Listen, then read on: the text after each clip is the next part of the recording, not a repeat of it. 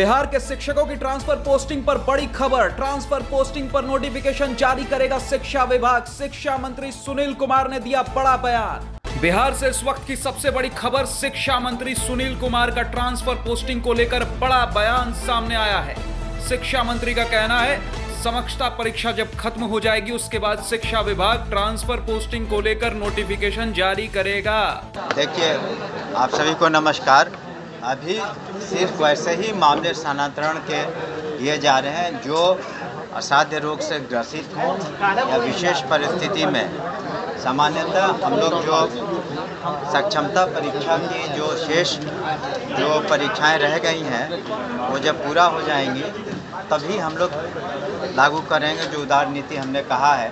अभी जो खास करके अगर किसी को व्यक्तिगत परेशानी हो, वो विधवा हो या फिर असाध्य रोग से ग्रसित हो या हस्बैंड वाइफ का मामला हो कि दोनों गवर्नमेंट सर्वेंट हैं, शिक्षक हैं, वैसे ही सिर्फ मामले 1 से 15 तक हम लोग पोर्टल पर इनवाइट कर रहे हैं। लेकिन पिछली बार भी हमने सभी को कहा है और हम लोगों ने दिशा निर्देश भी दिया है कि जो सामान्य ट्रांसफ़र पॉलिसी है जिसके बारे में हम लोगों ने कहा भी है कि सभी लोग ज़िले के अंदर ही होंगे, लेकिन डिटेल्स उसका पुनः हम लोग जब शेष परीक्षाएं सक्षमता की हो जाएंगी तो उसके बाद हम लोग बीपीएससी हो या सक्षमता परीक्षा से जो पास हुए और जो नियोजित शिक्षक हो जाएं, विशिष्ट शिक्षक हो जाएंगे तो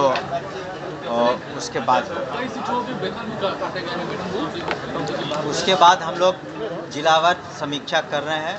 अगर सही रूप से निर्णय नहीं लिया गया है तो निश्चित रूप से जो निर्णय लिए जाते हैं उसकी पुनः समीक्षा का अधिकार हमें है, तो पुनः समीक्षा करके हम उस पर निर्णय लेंगे।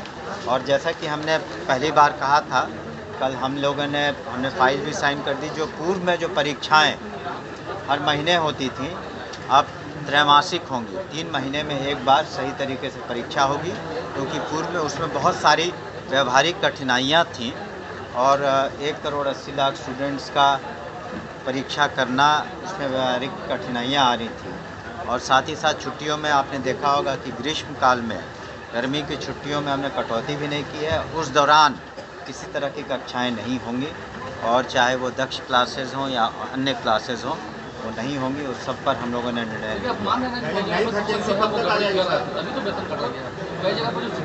नहीं, अभी हम ऑफ हैंड ये कहना, जिनका वेतन कटा है वो पुनः समीक्षा के लिए अपना आवेदन दे सकते हैं। उसमें पुनः हम लोग समीक्षा करेंगे तब उचित निर्णय लेंगे। अब जो भी पिटीशन वगैरह इस संबंध में हम लोग निश्चित रूप से बीपीएससी को से कंसल्ट करेंगे, जो उचित कार्रवाई है वो हम लोग अब बीपीएससी से बात करने दीजिए।